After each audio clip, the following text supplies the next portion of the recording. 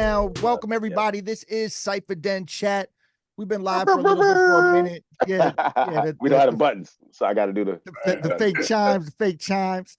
I'm your host, that was a low budget. That was a low budget porn. Thank you. MC low budget over here. That's what we go. It's all good, man. Low budget is good. That's how I get started. That's how I get started. There we go. I'm your host, Tayabu Deko. I got my homie Rambunctious with me. And tonight we have a special guest with us. We got Houston Alexander by way of Omaha, Nebraska, fucking UFC, bare knuckle, and fucking Omaha underground hip hop legend, man. It's basically what I'm seeing going on. My homie. Yeah, we just put in. You know what? And it's funny because everybody uses that word loosely, but I think it's all hard work, man. I'd rather let's do this. The guy that put in a lot of work. Okay, there it is. I like that.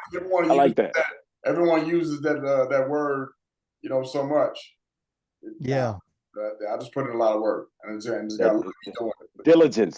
Diligence, consistency, things. Yeah, that's dope. Yeah, I suppose I agree with the legend being overused. Same thing with people using GOAT. Like I feel like people say the GOAT very loosely all the time. That's like in rap. There's nobody in rap music that's the GOAT, because you have different eras, you got different styles, and so you can't call people in rap or even in comedy, because there's so many people who are great in comedy. You can't call anybody the GOAT. Oh no, absolutely, and I think the same that goes for any sport. Yeah, I mean, there's too many variables. Like the rapper conversation is probably one of the best ones, right? Because you got Pac, you got Big, both careers extremely shortened. Big L, Big Pun, that's the big four, right? Which I don't want to say big four because that's too similar to what's going on in rap. So I don't take it like that, yo. But you know what I'm saying? But see, you have to go back to even the earlier of rap music. So those artists are always getting mentioned because that was part of the golden age of rap. But you got to go back to the founding fathers of the culture, and then you have to go back to even more culture. With bebop and all those guys back there. So man, that's what I teach. I teach hip hop culture. Yeah. So there is no GOAT in rap, just great MCs. Right. Yeah, I was just saying that their careers were getting shortened, so it's hard to compare someone like that. Well, you have to compare those two, and let's compare. Let's compare those two. Pac had more music. Pac had more influence. Even though Big only had 2 albums, and Big had because he was in a market there was the media capital of the world, New York. Everything became bigger than what it was. But Pac literally was not probably the better lyricist, but he had the better career. Right. But I also say that people say that, and I was actually been thinking about this. Yeah. It depends on your preference of, and not disagreeing with you at all. I'm just making another point to add on. Depends on your preference of lyricism, right? Because there's certain stories that Big could tell, Pac couldn't tell. There's certain stories Pac could tell, Big couldn't tell. We saw that reflective in their music. There's certain ways of syllables that they use different. But I don't know if one was better than the other, right? You know what I mean? What you're doing is getting to content. We're not talking about content. We're talking about careers. Big only had 2 albums, but I agree with you. But his influence in hip hop was there, even though he had 2 albums.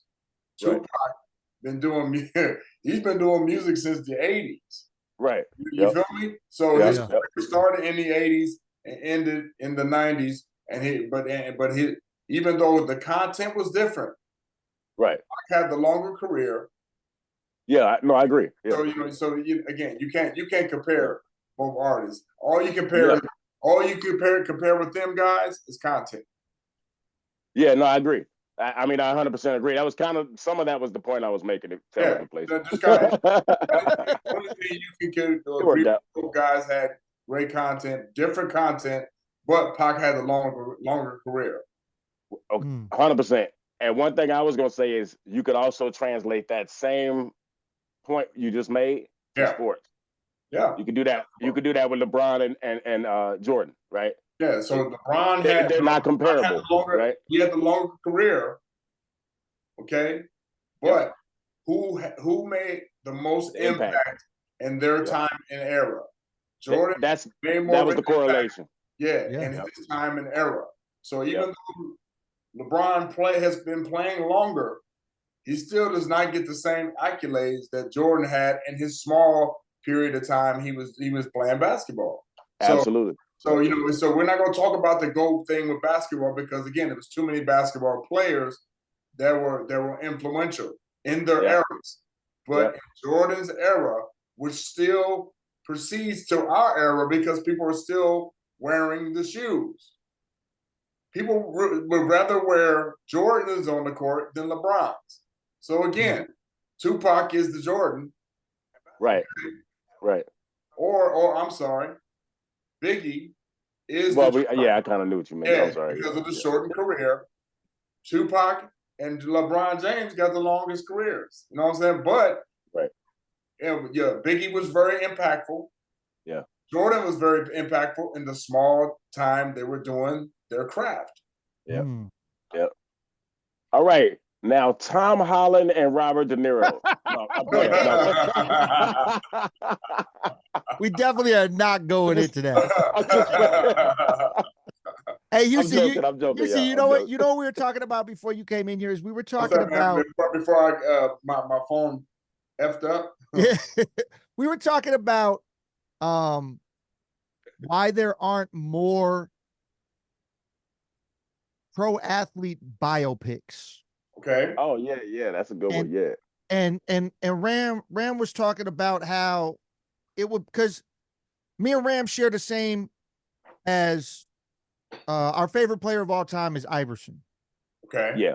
Well, but, Isaiah Thomas and Iverson, but Iverson really. But there's no biopics for any of these players, and Ram made the point that because I said okay, I'm 6'1", 160 right now. I've been this size since I was 17, 18, right? Okay. You can find a few people that can play me at the size, right, and look or whatever, right? You can find actors like that, and they might be able to do like half the crossover this way, but you telling me there's actors that can do this and boom and come back on them? Not many, right? Not many. Okay. And then it gets even more narrow when I said you're gonna try to tell me that you could find another Yugoslavian looking dude who's 7 foot who could play Vlade Divac, or you know what I'm saying, or a Kobe who can move like that and they're 6'8". When you get taller, the actor scale gets, you know what I mean? It gets slimmer. When it comes to ability, then it gets slimmer. Not many people can beat that. You know what I'm saying? If that's the case, and you're talking about the height difference and the skill difference and all that, then you got to go Magic, because Magic was 6'9", already doing all that stuff already at 6'9". What they're doing today, and they tried to. Oh yeah, Magic. I mean, that's a no-brainer. Magic is. I know that's a no-brainer. That's he was already passing the ball, and so again, different eras, different skill set. So man, no one could be the GOAT, but Iverson was more, even with his shortened career, he was more impactful. Let's put him in the Biggie category. Let's put him in the category because my man Iverson, cornrows, the way the swag he had, image. No, he was more impactful in his few years he played than most people. Than even LeBron right now. But what do you think about biopics? Like, do you think there's anybody that can play LeBron? I don't think. You know what? I don't think I think it's too. Well, LeBron's already had his biopic, hasn't he? Oh, I didn't know that. Did he have they tried Magic. I'm sorry. It's the. He's had a documentary, right? Out of Tupou. I'm sorry. I'm mispronouncing his name. He had his biopic, I believe, on. Antetokounmpo, Giannis. Giannis had him and his brother. had their biopic. Oh, I didn't see that. Yeah, they had their biopic. So you know what? I think in order for any of these sport or these athletes to have their own biopic, man, there has to be some interest in the biopic. So you got to have the producers in the industry want to produce a biopic for these individuals. Now, if Iverson passed away, I'm sure the biopic will be right there. It's coming in some way, right? He's still putting content out there. He's still going on podcasts. He's still doing interviews. So he's still putting content out there. So I think it's going to be the individual athlete that's going to be they're going to make that decision to do a biopic for themselves. Because I'm sure they can bankroll themselves, or they have enough influence to go into Hollywood and ask a producer to do it for them. That's like these comedians are doing their own content and having Netflix buy it. Right. I'm sure they can do it for themselves. That's a good point, actually. Yeah. You're gonna have more athletes getting into that space, I think. LeBron James wanted to do a biopic of himself. You don't think that he with his influence in LA that he wouldn't do that? Please, man. I've heard there's rumors it's in the works. Come on, like I said, why he do a biopic when his story is not even done? I think he wants to play. I think he honestly wants to play with his son. 100%. And wouldn't you want your kids to see the biopic? You know? So I think he wants to play with his son, and I think that's when he'll retire. I agree. Yeah. Even to play in the league at the same time, maybe. You know what I'm saying? But what up, Pesto, by the way? Yeah. Peace, Pesto. Pestilence in the house. Houston, did you see the Bob Marley biopic that just came out? I have not, but I think I know how the story ends.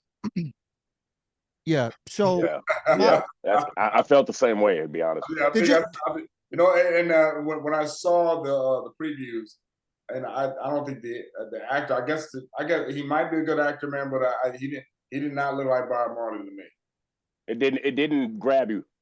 No, I'm one like, oh man, I need to go see that movie. Not like when I saw Malcolm X with Denzel. Right. Or Ray, Jamie. So right. I was like, it was interesting because I was more intrigued by the Elvis joint. Elvis really? You like pretty that good? Yeah, I didn't see that. Because the actor that played Elvis looked like Elvis.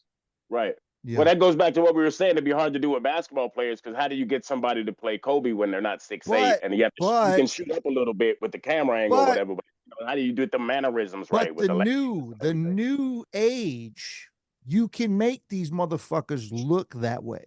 CGI and AI. Hey, fellas, show of hands. Did that Bob Marley guy and the new Bob Marley pick look like Bob Marley? No. I saw it. It looked like a supermodel with fake dreads. I watched about a half hour and turned it off because it didn't grab me and I wanted to go to bed. Oh, there you go. So I keep meaning to go back to it, but any other movie would have kept me up. But you also know how the story ends. 100%. And I bet you they might not tell all of that part. Is another. No. So they don't tell much at all. That's the thing that I didn't like. That's the knock on it. It's literally only a short, or it takes place. It's a period supposedly during his most influential time is what it is. When basically that's not what we want to see. And basically what they could have done is they could have made it into a series. And yes, the only thing the only thing that even looked close to Bob Marley on the actor is his smile, and literally they made him smile the whole fucking movie. It's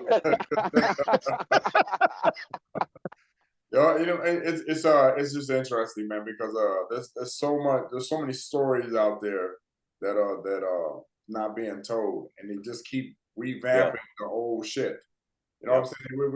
We know the story about Bob Marley, but hey, tell the story about Bob Marley's wife. Yes. You know what she saw. You know what I'm saying? Tell the story. It's just. Or Malcolm X's wife, since you mentioned Betty Shabazz has a story, right? Tell the story about Bob Marley's dad. You know. Yes. Let's get it. There's so many stories out there that people could tell, and they keep revamping and keep rehashing the same thing. You know, The infamous or unfamous, right? I understand we have different generations that haven't seen it, but man, come on, man. We've seen this story before. Yeah, I agree with that. I mean, literally, I made a post about it online, and people kind of got on me because I basically said that it was kind of like it didn't impress me. It wasn't what I thought it was going to be. It was trash. And people got upset about it, and they're like, "What are you talking about?" No, you didn't say it was trash, though. To be fair, you didn't say it was trash. I didn't say it was trash, but it's a movie I won't go back and watch. I won't go back and watch it. You know what? Hey, I think I've seen better documentaries on Bob Marley than the actual previews. My bad. No, I agree. I agree. No, you say what you want to say. I'm a Bob Marley fan. Yeah. And I wish Bob Marley would have caught the cancer in his toe before he let that cancer spread. Yeah. Yeah. Let's say that, because once that cancer spread, all the religion was out the door. He was like, I'm going to any place I can go to get rid of this cancer. At that point it was like there was no choice. He was so into his Rastafarian culture, he did not want to cut that toe off. That toe would have been gone. Yeah, sometimes holding on to beliefs can be more damaging if you hold on too long, right? I mean, that's just a fact of life. You know what I'm saying? Yeah. And fella, hey, let's get to the meat and potatoes of what's going on. Go. Let's get it. Let's get it. Let's go. Yeah, man. So Houston, I met you recently, not too long ago. Yeah. When I was out in Omaha playing the show. And you DJ'd the show, and you know what stands out about that show to me, which is funny, is we're playing the show, and then all of a sudden, shouts to the homie Johnny Payne, but Johnny Payne was talking up this dude that he was bringing, and he was talking him up, like this is the new generation, and he gets on stage. And he starts rapping over his vocals. Oh man! Hey, I got another call. And Houston, you damn near were gonna cut off the whole shit. Oh man. Hey man, I am not a fan of people. No, ain't nobody over here a fan. Come on, man. I'm not a fan of somebody rapping over their own vocals. Now you can have your ad libs. I will give you that. Yeah, and mostly on hooks is what I say.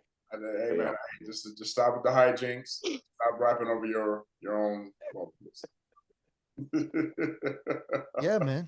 I mean, well, because you come from the era. I know we're not. I come from hip hop culture. It's not an era. Yes. Hip hop culture is not an era.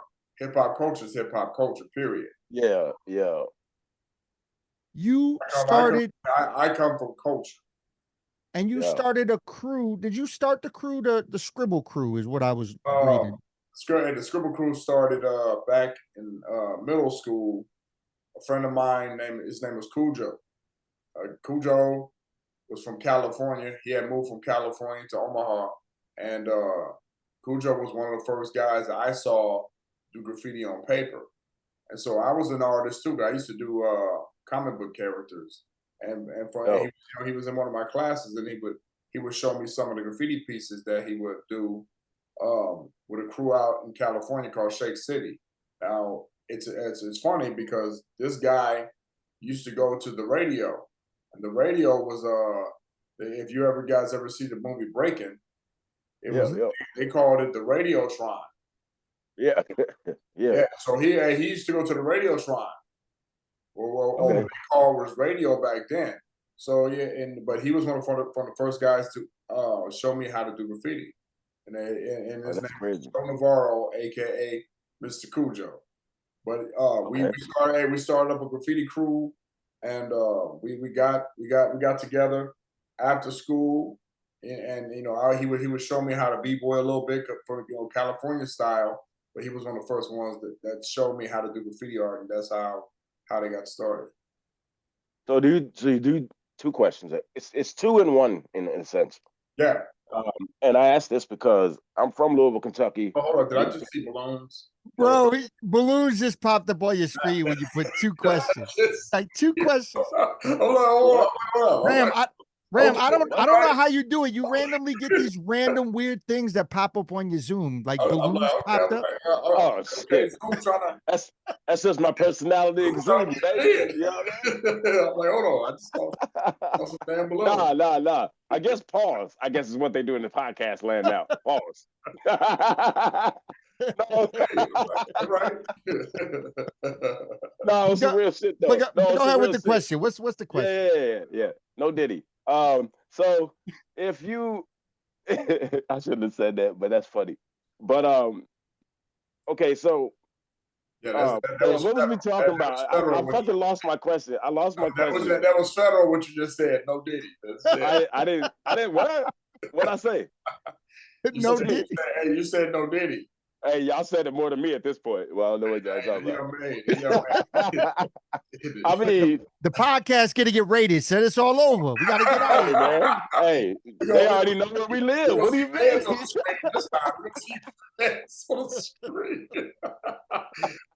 Let's not see feds on the screen this time. Hey man, I don't protect them type motherfuckers, but I'm just let that ride. Sorry, I didn't mean to throw you off. What is your 2-part? Nah, I totally fucking forgot. He lost it now. Okay, what were we talking? We'll bring it back. We'll bring it back. Hey, what were we talking about? Because I'll have it again in a second. So he was breaking down his graffiti crew, the scribble crew. I got it. I'll go.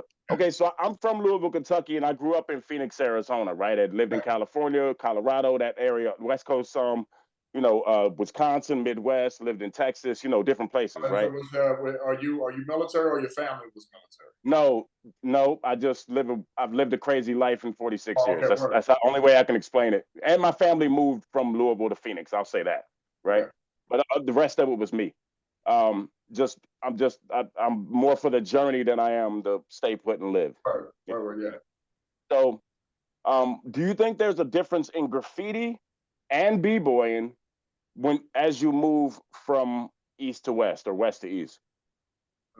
So they're different. Yeah, well, in the styles. No doubt. There's a difference in graffiti from east to west or west to east because first off, if you were to, is that someone's cat? I don't know. Yeah, probably. Yeah, that looks like the homie Pesto's cat. Okay, let's zoom again. I saw a cat. Yo, the cat's about to get smart and come and hit a button and end this podcast. No, that's your partner right there. Okay, all right. Anyway, I think tagging was already out on the West Coast already. Yes. Let's get that established. Tagging was already on the West Coast. Which is a form of it, but not the same entity at the time. And tagging was on the East Coast as well. Because they've been putting up tags from the beginning of time. But if we're going to talk about graffiti art, we got to go back to the trains. We got to go back to the trains on the East Coast, New York City, because I believe that's where that type of style of art started. You started. Oh, absolutely. Yeah. So you're starting with Cornbread out of Philly. Cornbread was tagging and doing throw ups on trains and around the city, and that his throw ups and pieces got out to New York. And I would have thought that. I didn't know that, man. That's crazy. I would have thought that would have started in like the Bronx. You had guys like Taki 183, who was in New York City, the New York Post, who went out there and they interviewed him. I've heard that name before. Yeah. So Taki, and then you had all these writers who were putting up all these names, and the reason why you even got any type of styles from New York at the time because people were putting up so many tags that you couldn't differentiate who was tagging what. So that's why they started getting more elaborate. That's why they started getting bigger. That's why they started getting more colorful, and that's why they started putting them on the trains because they wanted to get known by the whole entire city. Which all the graffiti artists wanted to go all city by putting their art on trains. Okay, so I've heard about that before, and I heard the reason was like literally because they knew certain trains went through 3, 4, 5 boroughs. So they would put their name on so everybody would see it like a billboard. Yeah, so I thought that was the illest shit I've heard. They went from tags to throw ups to whole cars. So yeah. They would do the handball courts. They but again, in order for you to go all city, you had to be in Brooklyn, Bronx, Queens. You had to be everywhere for you to go all city. Only a few people went all city back in the day. Yeah, but I understand. So at the time you said when you were naming the dudes you saw in Omaha and in California, I think you say in California also, right? Yeah. Okay, so those dudes, did the people that you would see breakdancing at the time, was it the same type of breakdancing that was going on the East Coast? Because I have a feeling it wasn't. Because styles change and dance, Now remember, we were in the Midwest, so we got a little bit of the East, West, North, South. That's true. So we got a little bit of everything. But everyone's blueprint in the culture was coming from the East Coast. So and some of the first times we ever even saw any type of dancing was probably flash dance. I remember the first time flash dance in 1983. I remember that. And the clip only lasted 1 minute. That was the first major movie where they had b-boying with the Rock City crew, and that was 1983. I forget her name, man. They had her on the street corner in the clip, and then they had her in the dance studio. What was her name? I'm sorry. What's that? What was her name? You remember her name? I forgot the lady's name, but I do too. But yeah, I just remember, and I remember being a kid in 1983 watching that movie, and as soon as I saw it, I went to my living room and I tried it. But that's funny. You gotta go back, but then you go back to documentaries and the first movies that were done on our culture. You gotta go Style Wars. Style Wars was a graffiti documentary, because back then graffiti wasn't even considered part of the culture. No, it was illegal. Graffiti was its own subculture. Yeah. You just happen to have people that DJ, happen to have people that b-boy that were graffiti artists. But graffiti art was his own subculture, man. But you had Style Wars, you had Wild Style, which was the first official movie that was made. And then after that, you had B Street. You had. You're saying are you saying on hip hop at all? Wild Style? Yeah, Wild hip hop at all. Wild Style. Hey, Wild Style was the underground version of Beat Street. And that's when we started getting, mainstream when they came out with Beat Street and stuff like that. Yeah, because Beat Street started to have like your actual Hollywood actors in it, and but see, they had actual in Wild Style. They had actual people from the culture in the movie. Yeah, which probably made them a lot of money for how cheap it was to make. We've talked to the director and the producer of the movie. That won a lot of money made, bro. But it's just right now, I don't know who has the rights to Wild Style, with the artwork or anything like that. But I'm sure they're still making money off of it now. But back then, back then they didn't make any a lot of money off of it. That's crazy. Okay, I guess it just became iconic. Yeah, it was like the one before everybody started making the money. The one that would, set it off, but then, Beat Street makes its money. Electric Breaking to Electric Boogaloo, stuff like that makes its money. But, I think one of the out of all the things I've done in my career, and I'm gonna tell you guys both, all three you guys both, doing a podcast with a good friend of mine. His name is DJ Rip out of Omaha, Nebraska. He's been DJing since 1983. We did an interview with CyphaDen. Okay. 2 weeks before he died. Now you guys know who CyphaDen is, right? Yes. CyphaDen is the Ozone from Break-In Parts 1 and 2. We did an interview with him 2 weeks before he passed, and I think he might have passed of COVID. They never released his cause of death, but he was sick. I saw that. He was sick on Instagram, and the next day he never woke up. He said he had visited his mom who had a COVID, and said he was feeling a little woozy, but he was cool. Next day he never woke up. So that was, to me, that was one of the most accomplished times in my career to have interviewed one of the most influential guys in the culture, because he would get, first off, CyphaDen was from Chicago and he moved out to LA. So he was a Midwesterner like we all was. Nice. You know what I'm saying? Some of the best that come out the Midwest. So he was one of the most, and he was one of the first in the West Coast to me. And I know we getting into all this hip hop shit, guys. Yeah. But the West Coast already had their own subculture before New York. Absolutely. Absolutely. The West Coast already had, the writing on the wall. Yeah, it was influenced by Hollywood. The popping, right? And the locking with Don Campbell and all those guys. Man, they had popping and locking on TV in the early 70s before hip hop was even proclaimed on the East Coast. Yeah, but that's what I'm saying. The West Coast already had their own established culture. I think on the West Coast, that was an influence of gangs, that was starting to pop up, whether not Crips and Bloods, I'm talking before that, and then also, or street neighborhood gangs and stuff, and then also Hollywood, and Hollywood trying to exploit that culture. It was like an easy way to make a buck for Hollywood, and like an inclusion thing. As far as what? I feel like the same way that it happened as it went forward. That Hollywood used that. I feel like it had a proximity to Hollywood that the hip hop culture that was already growing out, at that point, they used that to say, oh, this is a street thing, it's funky or whatever, you know what I'm saying? And then they grabbed onto it, and that's why that happened at the time. You see what I mean? All the research that they saw it, and let's put it on TV. Yeah, I'm sorry. From all the research we've done. Yeah. On West Coast culture. Yeah. West Coast were calling their dance style street dance. It was not b-boying. It was not, it was they called their style street dancing.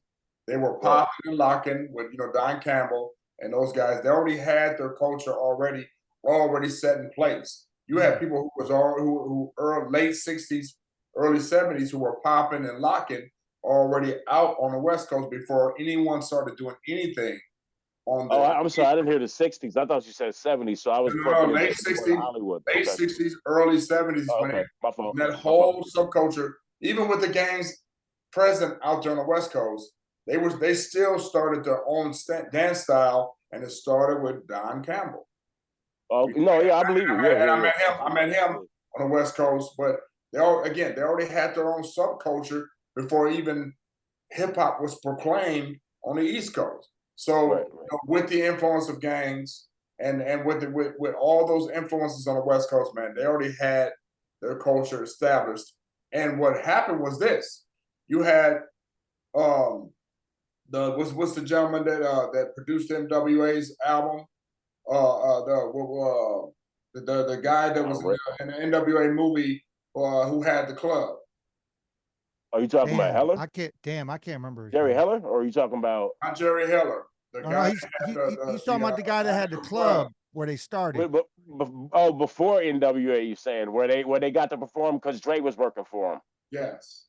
I can't remember the name. We're all brain farting, but he is. Was it DJ Hollywood? Was that? Hollywood was out on the East Coast, but this guy he was an influence. He brought a lot of the rappers from the West Coast, from the East Coast, to his club on the West Coast, and during that process, they were bringing breakdancers over from the East Coast to the West Coast. Now that's when hip hop started to get influenced on the West Coast, when they brought the b-boying part to the West Coast. They wasn't b-boying on the West Coast at all. They were popping, locking, and waving and doing all those things, that they were doing on Soul Train. Because remember, Soul Train went out to the West Coast. Okay. Yeah. Oh, yeah. Absolutely. All the dance influence was on the West Coast because they were doing all the popping and locking and everything. Because of their proximity to Hollywood. Yeah, and then again, we can go through all this over and over. I'm just saying. No, I'm agreeing and just. But West Coast already had and to break all what we just said down. Yeah. West Coast already had their culture already established. They were already popping and locking on television with guys like Rerun They were doing Oh, yeah. syndicated shows already before they were even thinking about saying anything about hip hop on the East Coast. So a lot of times people don't even give the West Coast props because they already had their own subculture. All they did was just add the b-boying part and the music to the West Coast because the rapping and the b-boying started on the East Coast, and that was their integration of bringing the West Coast and the East Coast together. The music and the dance brought the West and East Coast together inside the culture of hip hop. That's crazy. Okay. Yeah. So you are from what I'm seeing, I mean, you know everything about hip hop, and you're very influential. It's not even that I know. It's not that I know everything. I've studied. You studied it. Yes, sir. I've studied and I've lived. And you're very influential in the Omaha area. So I guess I want to know, you're still in the hip hop, you DJ, you have a show, right? You still have your show, the show that you do? The show is called Culture Shock Radio, and it's with a station called 89.7 The River. It's a college radio station with 100,000 watts. So it's a big station. And myself and DJ Shorty, we play old school hip hop, a little bit of new school, but it's something different from what you normally would hear on the radio all the time. And we do it on Fridays at 11 p.m. Midwest time. Okay. Nice. And then you also teach hip hop to the youth.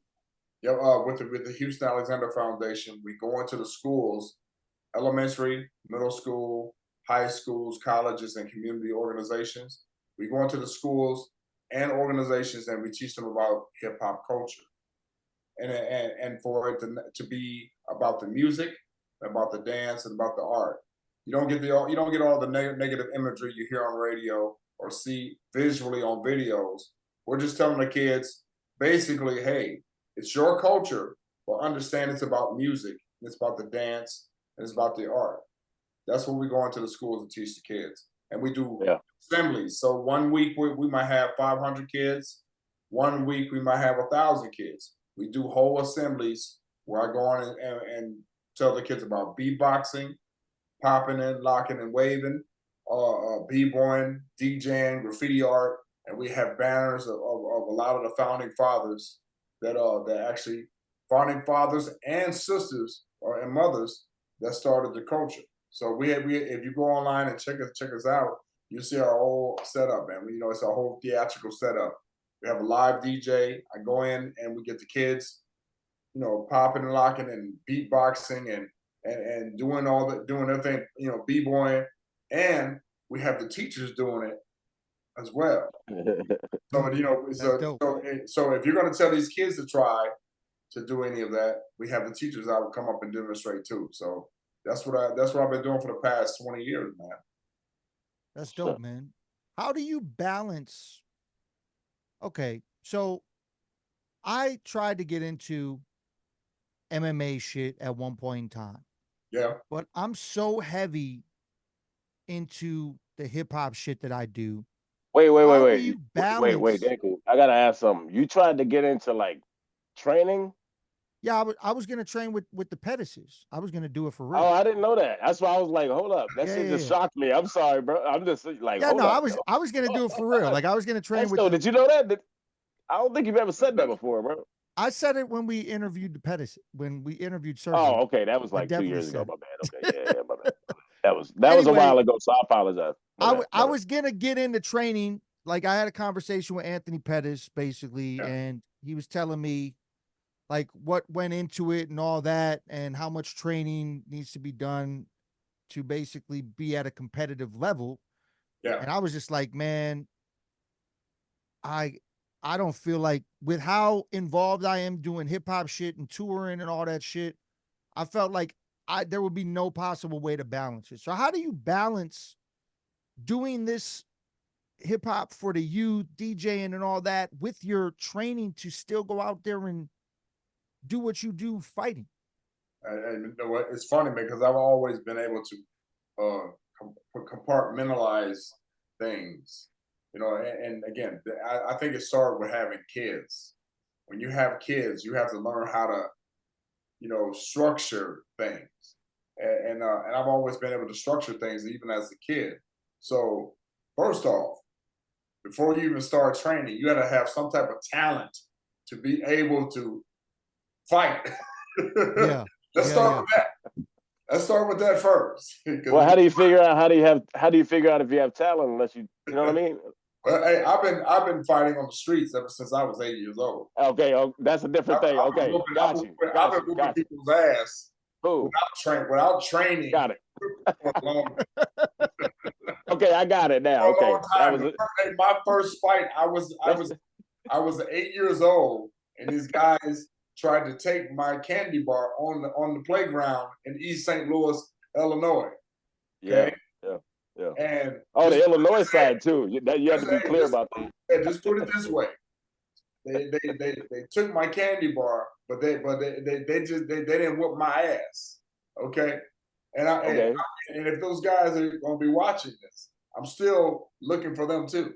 I'm still looking for the guys who took my candy bar at 8 years old. But you got to have some type of talent, and all seriousness, you got to have some type of dedication, man. You got to have it in your head, and I've always had that embedded in me through my mother, through all the people around. I've always been determined to get stuff done, man.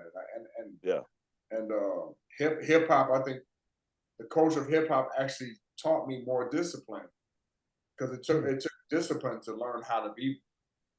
It took discipline to learn how to do rap. It took discipline to learn how to DJ. So I was always a kid that was disciplined and learning disciplines. Does that make sense?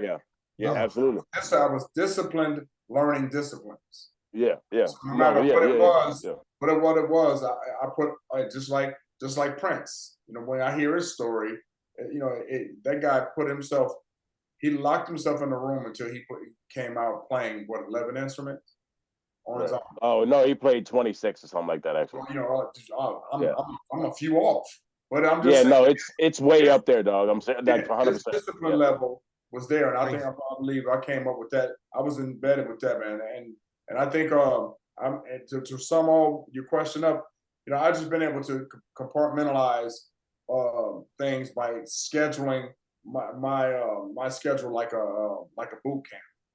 I get up a certain time, and then it doesn't and for you to be on any type of high level or anything, as long as you're applying yourself and as long as you're doing things the right way, man. It's easy to do, because it doesn't take that long to go into the gym for an hour, get it done, and leave.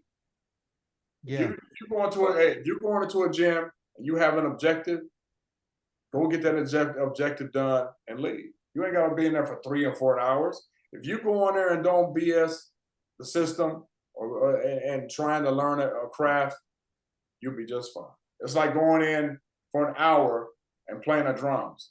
Don't go in, you only got an hour to play the drums. Okay? Right. Don't waste 15 minutes talking to your buddy. Right. When you only got an hour. That breaks it down to 45 minutes. Don't go in there and when you're trying to play the drums, talk for 15 minutes and still trying to set up your equipment for another 15 minutes. So that's a half an hour gone. So by the time you start playing, you only got a half an hour to play. But guess what? If you go in there and play the drums in the first 5 minutes you're there, and you got 50 more minutes to play the drums, you wouldn't waste your time. So if I go into a gym and I know we're going to go spar, we're gonna get warmed up and we're going at it. We're gonna go at it for the whole entire hour. Yeah. It was a minute ago. I don't really remember, but I do remember the fight. When you went up weight class, or when you jumped into light heavyweight? Okay. I've always been light heavyweight. But when you maybe I read it wrong. Either way, okay. When you jumped in and had that fight with Jardine, Okay. Were you an underdog in that fight? Like betting wise, like how, you know how they do the Vegas shit? Yeah, of course, because in my career, in my MMA career, I've always fought people who were twice my size. So if I come in at 205, I fought people who were 240, 230. You know, I've always fought those guys who were bigger or heavier than I myself. But I still already are. It doesn't matter how much you weigh, and they say they do say size matter. But when you coming up in MMA, you know, you fought who you fought. Yeah, so yeah. It was also a different time when the fights weren't as orchestrated. Yeah. But I fought people who were twice my size, and when you know, when I just had won a tournament, and when my manager came up to me and asked me, "Hey, I got an opportunity. Would you like to take it?" And I'm like, "What's the opportunity?" There's a guy that got hurt, and they're looking for an alternate to this UFC match. And back then, I was too busy fighting once a week, but to me, even worry about the UFC. I didn't even follow the UFC. And it said this guy named Keith Jardine needs an opponent. I was like, okay, how much does he weigh? That's the first. I didn't ask what his ranking was. I didn't care who he was. The first thing that came out of my mouth was how much does he weigh, and how much is how much, what weight is this fight going to be at? When they told me 205, I said, sign me up. Yeah. I've been fighting for damn near 10 years. I've been fighting people. Yeah, so you're more comfortable at that weight. Yeah, so 205, I'm walking around 210. What was he at? What was he walking around at the time before he was walking around 240. I was gonna say 230 something. So he had to lose 40 pounds. I probably had to lose what, five pounds? Yeah. I came in that day at 202. What that You're like, I just gotta stop eating a couple foods. I'm good. but yeah, we got the opportunity because somebody else got hurt, and we got the opportunity to fight the fourth ranked person in the world at that time. Yeah. That's crazy, man. What year is that? I believe 07. 07. Okay. Yes. Yeah. And then so I don't know if it was Nick that told me something about, I don't know if it was that specific match, but there was somewhere after you knocked him out, you just stood over him and looked at him. No, I didn't look at him. I was screaming at him. I was so pissed. I was so pissed that I screamed at him, and I said, get up. I say, get up, motherfucker, get up, motherfucker, get up. because your adrenaline is going so much. You know what I'm saying? You know, I wasn't finished. Yeah. But you know, I would just tell him to get up. But hey man, hey, shouts out to Keith, man. I told you, he writes scripts and stuff right now. He's an accomplished actor. Oh, really? Who is this? Keith Jardine. Keith Jardine. Oh, okay. I didn't know exactly. He writes scripts, and he does movies. Yeah, he's that's dope. I didn't know that. Yeah, that's what's up, man. Wow. Is there? I was just. Oh, sorry, but what's the difference between? I mean, you fought with a lot of different organizations. What's the difference between how they treat their fighters? Because you were in UFC, you were in Bellator, and then now you're in Bear, and like now. But earlier days of all those too, so that's even more interesting, right? Like they were different, right? Yeah. Coming up, man. I fought at small arenas. I fought in big arenas. I fought in bars. I fought. Hey man, I'm telling you. Hey, and that was the thing. I'm sorry. Before that was the thing. Before I got to the UFC, I probably fought in closets. Bro, you were on some Lionheart shits, huh? Oh man. I'm trying to tell you, and see, before YouTube, they was not gonna let me fight in that fight with Keith because they had no footage of me because there was no YouTube back then. So they thought the UFC brass thought I was going to get murdered. Oh, so because they're just looking at the weight, they're looking at the whatever height. They're just looking at the experience. They, Keith was more experienced than I was as far as profile wise. But they don't know that up until that point, I damn near had almost 200 fights.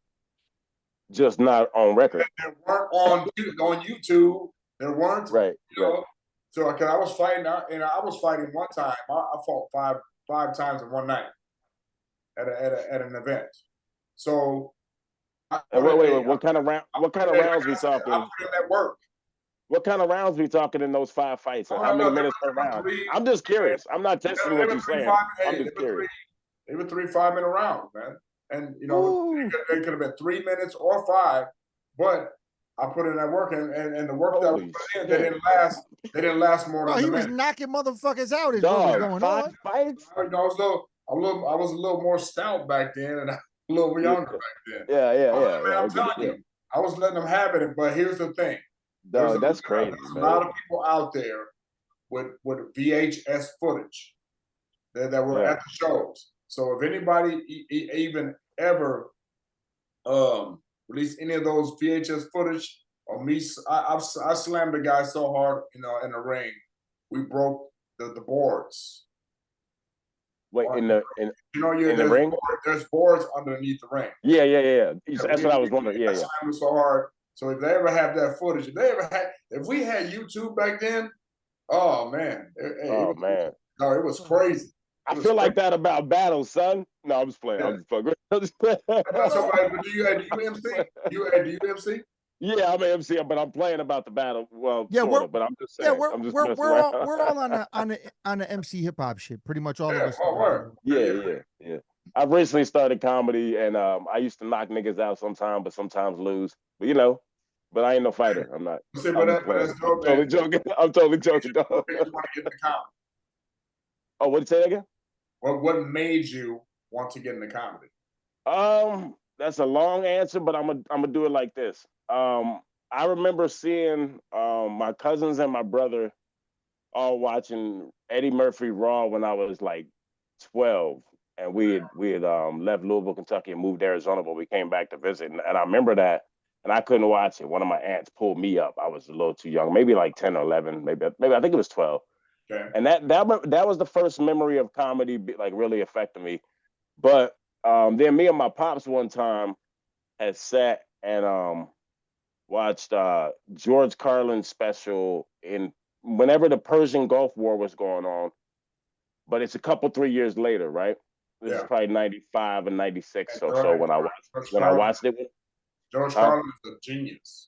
Oh, fucking! I mean, I literally was just watching this documentary before I jumped. George Carlin is a genius. He's a genius. Oh, super genius, right?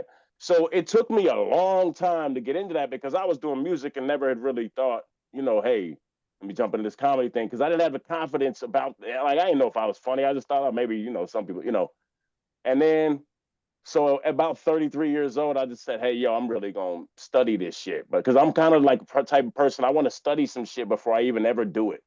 I want to know, why is Dave Chappelle funny and why is he saying different lines than Carlin is, but not really because he kind of came forward in his career. It's a very similar lineage, actually, between them two. And then why is Joe Rogan saying these jokes, but Mark Norman can't help but say these jokes, right? And why is Shane Gillis funny? And why is Eddie Murphy, why is Cat Williams a fucking genius? I wanted to know why first. Why is Bernie Mac my favorite comedian? One of them, but not my favorite, but one of them, like very high up. You know what I'm saying? I wanted to know why first. And then I started doing it. And now I understand a little more why. It's like rhymes too. I did the same shit with MCing. My older brother rhymed and I first started. Comedians and MCs almost the same. There's a lot of similarities, and the beats are similar. Everything. Writing patterns can be similar. Hold up. It's delivery. See, as an MC, it was your delivery. As a comedian, it's your comedic timing and what? It is delivery. 100%. And timing, but timing is like flow. Well, timing is like flow in MCing because one thing I always said, because I had emceed for 20 years before I had ever done, about 20 years before I'd ever done comedy at all. Stepped on a stand-up stage, right? And I thought after doing the first one, which was in front of like 150 fucking people, I had never done it and had 5 minutes, right? This dude just put me on, and it was like hey, put me on. He's like, fuck it. And I'm like, oh shit, okay, right? So I had like, a little bit, anyway. So I did okay. I did better than average. You know what I'm saying? I got some laughs, and it wasn't bad at all. Like, it was good.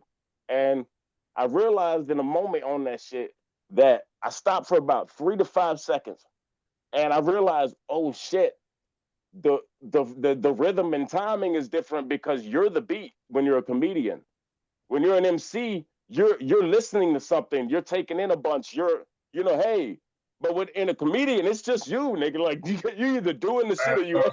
So now we go back to the first. Hey, now we go back to the first initial question. Yeah. People, you guys ask me, how do I go from this to that? Yeah. How do you go from MCing to comedy? You know what I'm saying? Because the transition, because you have the talent, and because you know how to grab the mic, how to hold the mic, how to move the crowd, MC. Your transition from comedy, went just like that. It kind of, and I would say this: the writing part is seamless, right? Because the writing part is easy. But the delivery is way different. But it's still a delivery. It's still a delivery, and it's still. I know. Yeah. You're writing your delivery as you think of it with comedy. Yeah. So with MCing, you can kind of work your way into it kind of for a while, and then once you get to the mic, Yeah. But with comedy, you're practicing it in front of people already. You don't know if this shit is good at all. You know what I mean? You can make a song, and I could play it for y'all three, and y'all be like, yo, that's fire, put it out. I'm like, cool. They said it's fire. Producers think it's fire. 2 engineers think it's fire. Whatever, you know what I mean? But with comedy, you're doing it in front of like 20 other comedians who don't want to think it's fire. But just remember, rappers, got their own rappers got their own style. Comedians got their own style. Same thing. It's 100%. I agree. Yeah. And the beefs are the same. Like I said, the beefs are the same. It's the one thing I will say is more comedians do help more. No, I can't even say that. It's about exactly the same, to be honest. Yeah. I was about to lie like I threw my motherfucking teeth. I was about to lie through my gap, boy. Hey, Pesto, you got a question for Houston? Yeah, we ain't heard from him. What's up, man? Shit. I was just enjoying all this new knowledge that you guys were throwing. I knew it was gonna happen eventually. We saw your cat in the background chilling. Yeah, your cat was, Well, now he went and chilled somewhere else, but he's like, fuck all of them.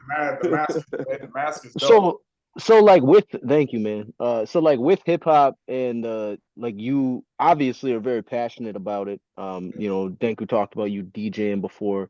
Just listening to you speak about and how much it seems like you know about different elements of the culture. It's obvious that you have like a very, very big passion for this. What is that something that's always been a part of your life? Is that something you grew up with, the passion for hip hop, or is that something that you found later on in life? And what kind of drew you to hip hop? Well, obviously, you got to have some type of background, and my background was in the back seat of my father's Cutlass, listening to listening to all the good music on the radio. Come on, it's the 70s, man. You had and the 70s had all the dope music, and so I'm soaking all this up as a kid.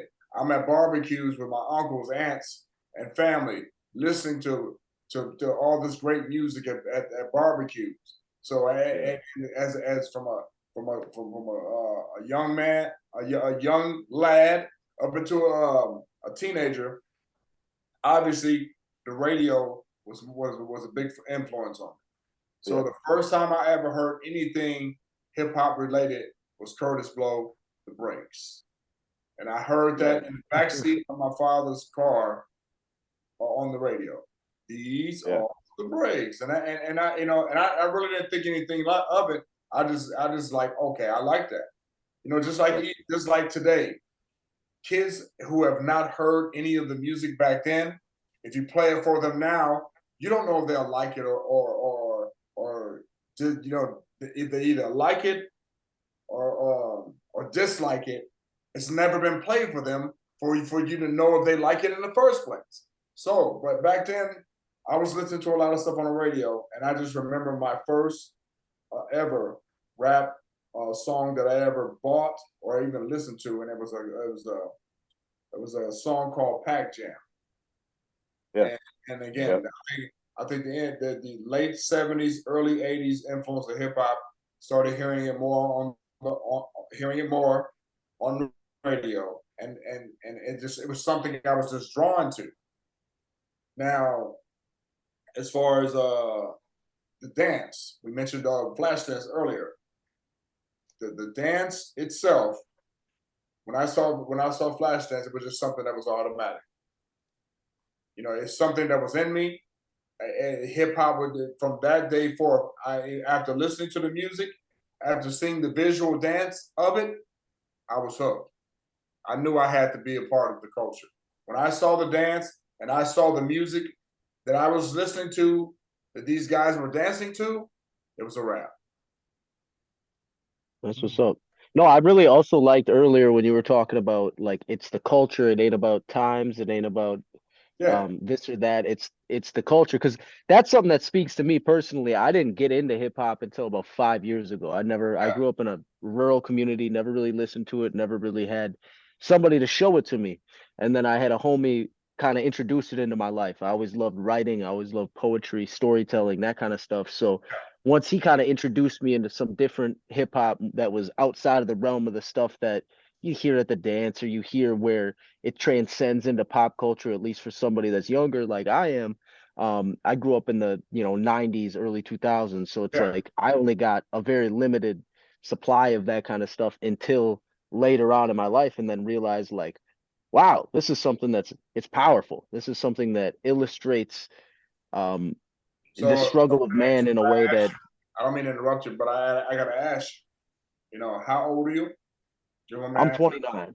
At 29 years old, your old school will be late 90s, early 2000s. That would kind of be your old school at 29, because 20 years ago you were what, 6, 7? 20 years ago I was 9. Yeah. Yeah. Not so. Now, what was you listening to on the radio, or was you listening to the radio at all? Not a lot of radio. It was a lot more of like what my parents would put on. They would put on CDs. And what type of music was your parents playing at the time? My dad's playing country music. My mom's playing oldies. She's playing Stevie Earle. She's playing, she's playing Fleetwood Mac. She's playing Whitney Houston. She's playing stuff like that. So you had no problem in listening to any of that your mother and father were playing for you? No, not necessarily. I like whatever was on. Music, I love music. So I asked you this. What was your first rap song you ever heard? That's actually tough to pin down, because I'm sure there was something earlier, but the first rap song that I remember identifying as like, wow, this is hip hop and I fuck with this, was actually my homie Space Case. That he has a little group, they were called Shea Old Dynasty, and they had a song called Because I Can. So you literally had someone who was doing rap who influenced you, because you knew him as a person already. I had a tangential friend that was like, hey, you know this guy? And I knew of him, didn't know him. And he said, check this out. And he showed me the song. And I was like, wow, this is cool. And then I ended up running into the guy and telling him, like, bro, this shit's dope. Before that, you were already doing what, poetry already? Yeah, I was writing, doing poetry, more journalistic. And was you doing any type of other music besides rap? No. Oh, okay. So what made you start writing? What made you start doing poetry? Well, I started doing poetry because my best friend committed suicide, and that got me into a point where it was like, man, I need an outlet, because this is like a dark time in my life. I was going through a lot of health issues, and I needed a way to escape that and express things. And I had found writing my senior year of high school. I did some newspaper writing. I had a teacher that kind of said that, like, hey, you know, you got a lot of talent with this. You could do something with this. And it just kind of got me into like, maybe I'll write a book, maybe I'll write short stories. So I kept playing around with that stuff at various jobs, reading more, studying more, finding artists and stuff that I enjoyed, mostly from a writing standpoint. And then one day I just decided after that happened, I was like, man, I'm gonna start writing poetry. I'd written a few in the past. I was like, I'm gonna write a poem every day for as long as I can. And I think I went like 150, 200 days that I posted poetry every day. Wow. And it just got me into it of like, I'm gonna purge something every day. And I was like, because I'm going through a lot of emotions and I'm gonna get some of that out every day. And that'll keep me above water for now. And it How worked. did It you was just how something did you that have the became a relief. foresight to I'm sorry, bro. I thought you were pausing. How did you No, have go the ahead. foresight to do that? To have how did you have that like self therapeutic foresight to say I'm gonna write every day because I'm going through this to get it out? Because that's like Uh, not a lot of because people, like I would say in our age range. I don't know how old you man, are, sir, but I know I Danko's think age. But I'm, you know what I mean? it comes from like spending a lot of times in my formative years by myself and then realizing during those years, because I grew up in a family that was very solid when I was younger, and then as I got older they became not solid. So I'm spending the time and I'm finding out that they're not solid through spending time in the hospital and being left there by myself as like a teenager, you know. And then I come out of the hospital after 2 or 3 years of this, and I go from being, you know, one of the biggest kids in my class, one of the smartest kids in my class, one of the most accomplished and, you know, popular kids in my class, to being smaller than everybody, dumber than everybody, you know, all these different things like on a school level. So it just kind of isolated me to you know, being by myself in a big way. And I realized like, wow, if I'm gonna be by myself, I better learn how to be by myself. I better learn how to deal with that. What's dope about hearing about your Thanks story? for being comfortable, by the way, for talking about that. Sorry. Oh, Yeah, always, man. yeah. But what's dope about what you're saying to us right now is that the one thing I kind of circled the wagon on earlier is that you took the time to how many poetry joints did you do every day? That was like one a day for like 150, 200 days. You know what that took? It was a lot of time, dedication, Yeah, diligence, it took discipline. Yeah, discipline. Yeah. in a discipline. You, Well, Yeah. No, comedian when you callback. were saying Comedian that, I felt callback. the same way, man. Like, that took discipline, man. You got yeah, up and said, "I'm gonna do this every single day." Discipline. I right. get up every morning at 6 o'clock and I go train. That's discipline, and all it takes is 1 hour. That's it. And it took you what 15 minutes to do a poetry some poetry every single day. Some of them took 5, 15 minutes. Some of them took an hour because I couldn't find the concept, but it took as Right. long as it took. Every time it was, I'm gonna do this until I'm done. I'm gonna do it until the job's done. Yeah, it looks like someone taught themselves discipline on their own. Right. That's what's up. Yeah, man. No, I agree. It's a powerful thing. It's something I've talked to, especially now getting into hip hop a lot more and having a lot more peers and people that have been doing it for various different amounts of time. And gentlemen, And they asked me, I don't mean to cut you off. Let's establish this off top. Hip hop is the culture. Rap music is what you do, but hip hop is the culture. Absolutely. A lot of people say, "Oh man, I do hip hop." What are you culturally entwined with all the different elements of hip hop, or you're just a rapper who just happen to be in the hip hop culture? See, again, that's I, fair. I have this problem with people saying, I'm into hip hop." So, if you're telling me that, that means you're into the whole entire culture and you respect all the elements of the culture. Yep. So, but if you are MC, a guy that's a master of ceremony, who raps, who gets on stage and does their thing, writes music, goes into the studio, that's a master of ceremony. That's an MC who does it all.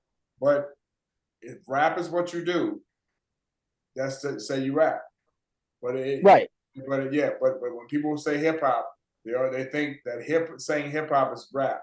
No, You might as well say for any. No, and I will say hip hop because I mean, and I do mean to encompass yeah. everybody, not just people doing what I'm doing. I'm just trying to get it established. To a lot of people call rap music hip No, hop. I think that's important, man. But yeah, I mean, like to completely, because like there's people that I work with that are producers, there's people that are DJs, there's people that are graffiti artists, there's people that are I don't know a lot of b-boys, but that's the one side of the culture that I haven't, there's not a lot of dancers out in the Midwest up in Wisconsin. So that means you rap, you're an MC. Correct.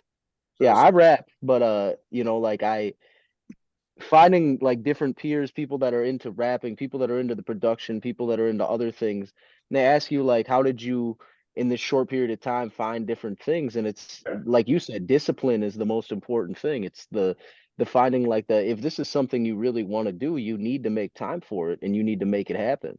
And that's just, I think that's what set the foundation for everything I've done so far. I think it's the thing that connects a lot of people in that succeed in whatever they do is discipline and the setting the time aside to do it and they put the time in and the necessary effort to get where they want to be.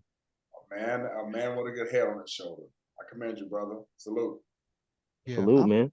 Yeah, I'm definitely. I used to dabble in everything, man. So that's why I would always say I do hip hop because I used to DJ, college open mics. I used to DJ all the open mics. Yep. Throw on the records. I still got my Stanton turntables in the garage right now. You know what I'm saying? Yep. I definitely used to do graffiti art. I probably got some sketchbooks somewhere, and I used to actually go out and tag. I'm one of the lucky ones that never got caught. And and then the only thing all I can do b-boy wise is the footwork. I never got into the aerial shit with the windmills and all that. Just the footworking of it. And then the first battle I was ever in before I MC battled. Yep. I beatbox battled first before I ever MC battled. Again, so oh, that's crazy. Oh, hey, we can all on this Zoom call, we can all say that we are all part of the hip hop culture in some type of way. Yeah. Yes. And to me, that's dope. We are on the Zoom call doing this, and we're all hip hop related, and I love it, man. I love hearing other people's story because because we all have the same story. See, right. even though rap, even though the graffiti art, the b-boying all started on the East Coast, we all were doing it all at the same time. See, yeah, they were doing it. They were doing it down in Kentucky. They were doing it down in Texas. They were doing it down in California. They were doing it in Detroit. At the same time, hip hop culture was created all at the same time because everyone started doing it at the same time. So it was created in the East, but it's set in the West, and it's set in all the other states after that. So just remember this: we all were doing it all at the same time, no matter what it was, whatever element in the culture, we were all doing it at the same time. Yeah, that's why we all kind of coincide with each other because we can relate because we all were doing it at the same time coming up. Yeah. Yeah, it's almost like when you hear people when they're making jokes or whatever, just speaking loosely, like every hood's the same. I mean, and even further than that, you could expand that even white and black hoods have some similarities, right? Like comedians do that, and then it's just different drugs, right? Like, or you know what I'm saying, like, or whatever. You know what I mean? It's the same thing. Like everybody, humans. Say again. That's another subject in itself, man. Because again, of course. That's why I was just lightly touching. I was tiptoeing. I was trying to keep tiptoeing, but you fucking stopped me. Yeah, man. We are all humans are the same. Yeah, we are all the same persons. Yeah. The only thing that separates all of us in the United States is culturally the regions. They do things different on the West Coast. They do imaginary lines on the East Coast. They do things different down south and they do their things different up north and in the Midwest. See, again, we're all the same, but we culturally we do things different because of the regions we're in. Yeah. Which is a whole nother subject too. That gets deep too. Of why that is. Of why that is. I don't. That's a KRS-One album to be made or something.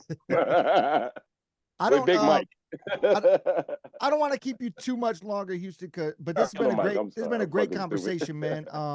We can do a part two. Hey, we can do a part two and actually start on time next time. Yeah. No, it's all good. Anybody out there watching, that was my bad because again, that was my bad. Yeah. I did want to ask you though. You fought one of the most influential street fighters, according to YouTube, of its time, Kimbo Slice. Do you have a story about Kimbo Slice?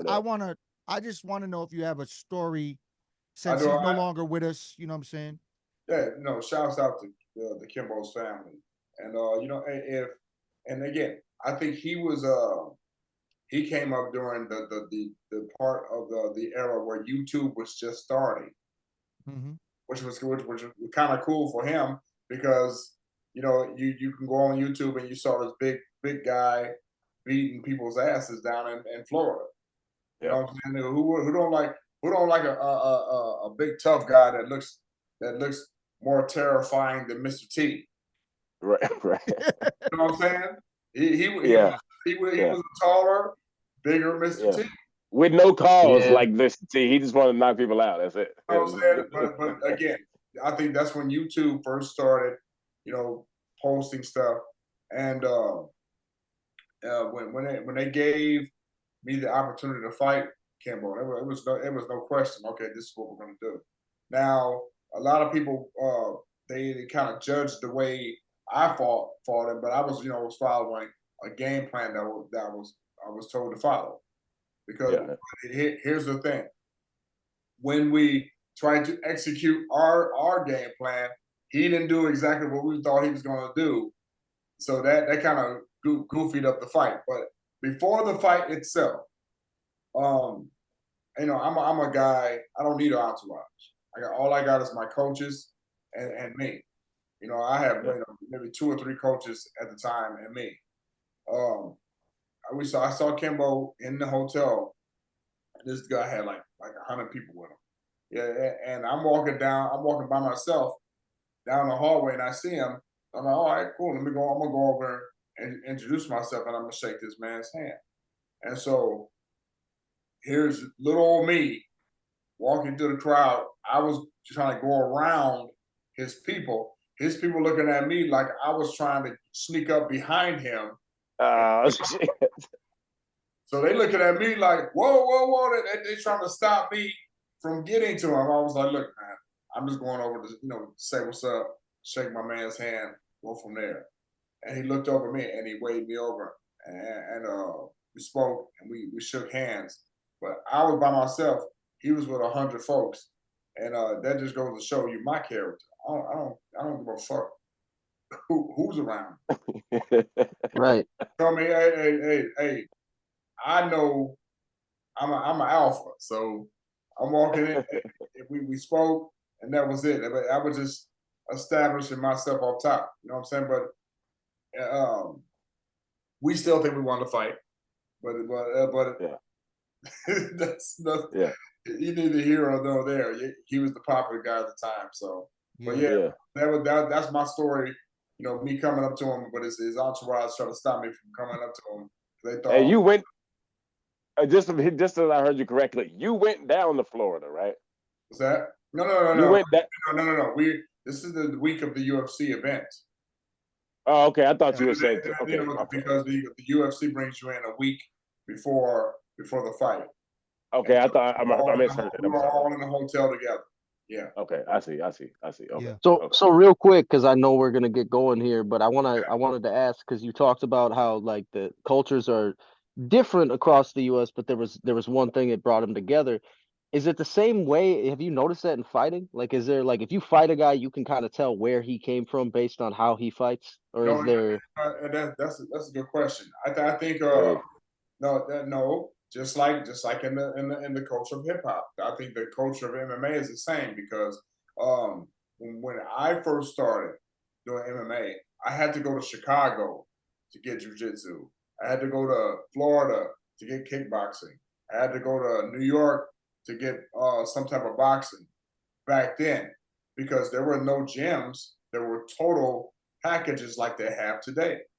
So we had to try. I had to travel all over the country just to get a certain martial art specialist.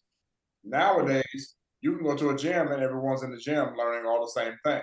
So I think today it's nothing changed. Nothing has changed. MMA is the same all over the country, and I tell people all the time who are in Omaha, Nebraska, we have gyms that teach the same exact thing that they do in any other gyms. Right. So why would you leave to go to California when we got a guy here that is one of the top jiu-jitsu guys in the country here in our own backyard? Why would you go to Florida get good kickboxing when we got a guy here in Nebraska, Omaha, Nebraska, that is just as good as kickboxing at kickboxing? So it's all the same. It's just I guess that's how you see it. But there's more bodies out there in California. There's more bodies in Texas. There's more bodies in Florida. There's more bodies in these bigger cities to work with other people. I think that's the only difference. So when you're going to these different regions, I think it's just the population. Okay. Interesting. So it's the same as hip hop. It's like marketing, basically. If you go out to LA, you're going to find more MCs out in LA than you would Kansas City. Right. Yeah. If you go out to New York, you're going to find more comedians doing comedy in Manhattan than you would in Lincoln, Nebraska. You feel what I'm saying? So again, the baddest motherfucker from Lincoln, Nebraska. No, I was playing. It's different regions. Different the populations, but we're all doing the same thing. Yeah. Rap music. We have rap music all over the country. But guess what? They're rapping different in Florida. They're rapping different in Montana. Do you think that gap is closing though? Oh, it's already closed. It's been closed. That's what I thought because of the internet. It's kind of. I can drop you as a comedian. I can drop you anywhere in the country. As a rapper, if you're opening up for I don't know if that's totally true with comedians though. If you're a rapper and you're doing this show and you're opening up for Snoop Dogg in Montana, you don't think that you don't think that you'd be all right? You're gonna be just fine. No, it's not about Snoop Dogg though. Right. It's about you performing. I know, but if you do that with Dave Chappelle somewhere else, you might not get laughs. What do you mean? I think it's a little different in the response you'll get because of the loyalty to the audience. I'm not talking about the response. I thought you meant the response of the fans. Okay, my fault. No. We're talking about the action of the artist. I should be able to drop you off anywhere in this country. Oh yeah, to be absolutely. Able to rap or do comedy, do your comedy. I 100% agree. I thought you meant response to the audience. Oh, I 100% agree. 100% agree. I'm not even talking about the audience. I'm talking about the artist. I should be able to drop you off as a rapper or a comedian or a DJ, okay, or a singer, whatever, artist anywhere in the country, and you should be able to perform. Period. Absolutely. Yeah. Absolutely. Yeah, I feel that. Hey, if I'm a top linebacker in the country, but I'm from Nebraska, I'm gonna go down to Florida and I'm gonna show them how much of a top linebacker I am. It doesn't matter where you're from. It's where you're at. When you get on that line. Yeah. All right, man. Last thing I wanted to ask. Yeah. Or actually statement, really. Statement and ask. It's both. I gotta say your hat is dope. Oh, thank you, man. Thank you. Shouts to my dude Dope Knife. It's actually his merch, my homie Dope Knife out of Savannah, Georgia. But you basically have overcome the mentality that people would have where age means anything. Okay. That's what I think, because you're in bare knuckle right now, Okay. and you're undefeated. I saw a headline recently. It said 50-year-old Houston Alexander still undefeated in bare knuckle, knocking people out.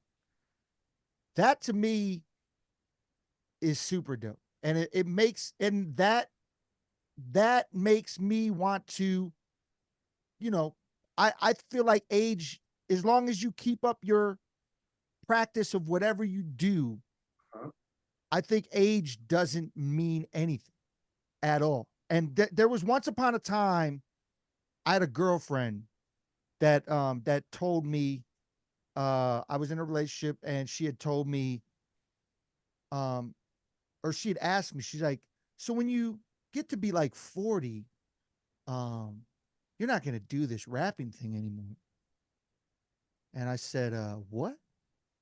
Huh. Yeah, what are you talking about?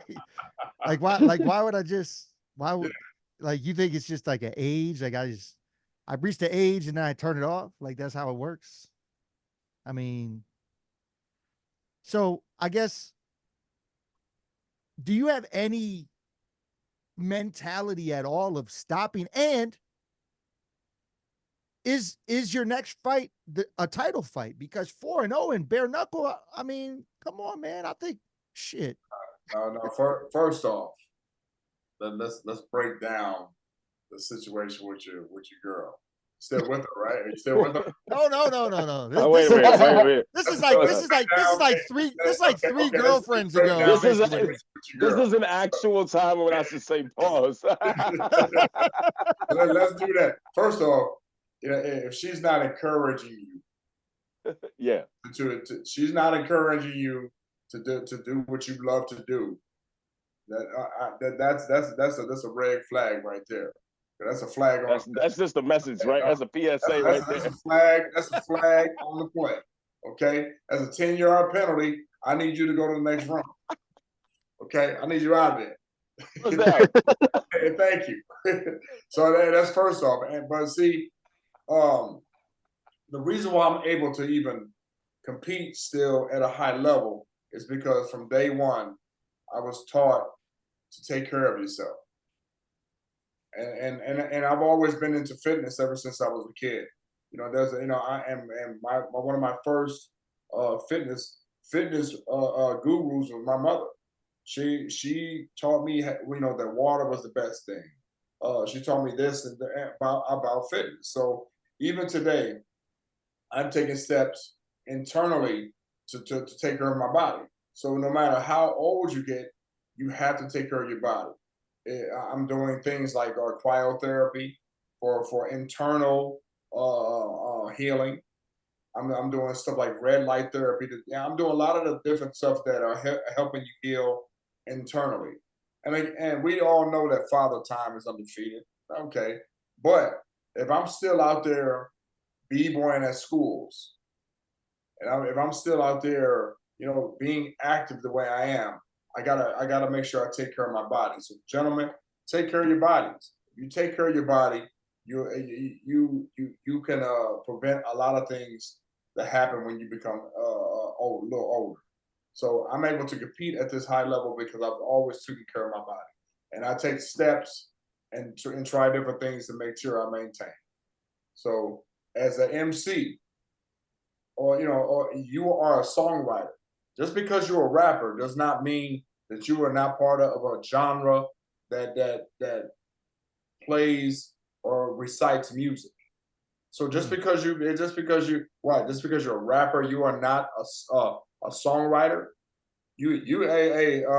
Mad Skills is songwriting for a lot of your favorite rappers. Okay, he's over 50 years old.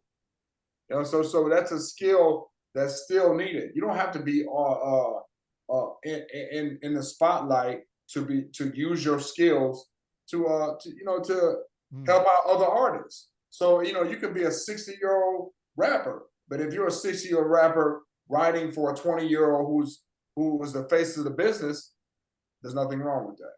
So I think our culture, as far as rap, we don't get the same respect as you do somebody who has been doing rock and roll for 50 years, like the Rolling Stones. We don't get that same respect that James Brown still gets, even though nobody could hear or recite anything that guy ever said. Okay, but though, you know, soul, rock and roll, country, those peers and those elders get the respect. And so why wouldn't a rapper, why wouldn't you as a rapper or / MC get the respect you deserve no matter what? As long as you're dope, no one cares. Prime example, Redman is killing the internet right now with him rhyming over instrumentals, killing it. Redman's one of the best in the business. If you best ever. Ask me. One of the best ever. Yeah. Hey, Rakim quoted back then, and it is still a quote that holds to this day. It ain't where you're from, it's where you're at. If you are talented, it doesn't matter what you're doing in life or where you're at in life or how old you are in life. Hey, there's a reason why Stevie Wonder still get paid. There's a reason why the old school comedians like Cat Williams, who is over 50 years old, is getting paid. So should Cat Williams at over 50 years, should he stop doing comedy? Absolutely not. Earthquake, who is well over 50 years old, should he stop doing comedy because he's 50 years old? He should now. I'm sure Dave Chappelle is 50 years old. Should he stop doing comedy? So never stop what you love doing because someone else does not agree with what you're doing. Period. That was long and drawn out, but I guess that that was. That was the answer. We asked you the question. There's no length on your answer. I think that was such an inspirational ending. I think that's how we should end it. To be honest, great. Yeah. But it's all good, man. But there's nothing better, fellas, than have people who love the culture on the same wavelength. So whether it be comedy, whether it be writing poetry, whether it be DJing, or whether it be doing MMA or bare knuckle, it doesn't matter. As long as you're passionate and you're around passionate other passionate people, that's how you advance forward, man. Stay away from the negative and stay away from the naysayers. That's why. So anytime you guys need me on the podcast with you guys, man, just call me up. And I tell people all the time, I don't care if a guy is podcasting from his bathroom. As long as as long as I'm asked to help out, man, I'm here. Hey man, we appreciate it, man. Yeah, good to meet you, man. And next time I'm in Omaha, man, if you're around, man, Hey, man, what did I tell you? I said that you were dope. When I heard you, Ryan, what did I say? You told I told you it was dope, man. And again, the energy when I'm DJing, man, is the same energy I have when I get in the ring. I try to put it out on turntable. Yeah, man. Well, this has been dope, man. This has been CyphaDen Chat. I'm your host, Tayamu Denku. That's the homie Rambunctious, Pestilence peace. Down there. And we have had special guests by way of Omaha, Nebraska, Houston Alexander joining us tonight, man. It's been a beautiful thing. We appreciate you to the fullest, man. And hopefully we will have you back because we could probably have a part 2 and a 3 because you got so much. Well, when we do, if we do another one, and we'll cover things that are more specific of what we need to be covering, fellas. You know what I'm saying? Okay. So this time it was kind of random because I was kind of late getting on the podcast, but next time let's kind of bring it all together and let's bring it home together. Yeah, man. Okay, that's what's up. Yeah, man. Yeah. All right, man. This was fun, man. Thank you. Yeah. Thank you, man, again. Nice. And for everybody tuning in, this has been the live variation, and we will repost it on Friday. Grab some clips, and when the clips are out there, Houston, I'll let you know. I'll probably tag you in it so you can see the clip, and if you dig the clip, you can share it around or whatever. But yes, we appreciate this. Please. Yeah, we got the ball cap, we got the ball head, we got the wave cap, and we got the bird. Oh yeah. We good. We good. Yeah, man. I think we covered every era. Hey, keep writing poetry, big dog. Keep writing poetry. Thank you, man. Yes. All right, absolutely. man. Houston, thank All you right, again, y'all. man. All right, y'all. Peace. All right, man. Peace. Y'all be safe.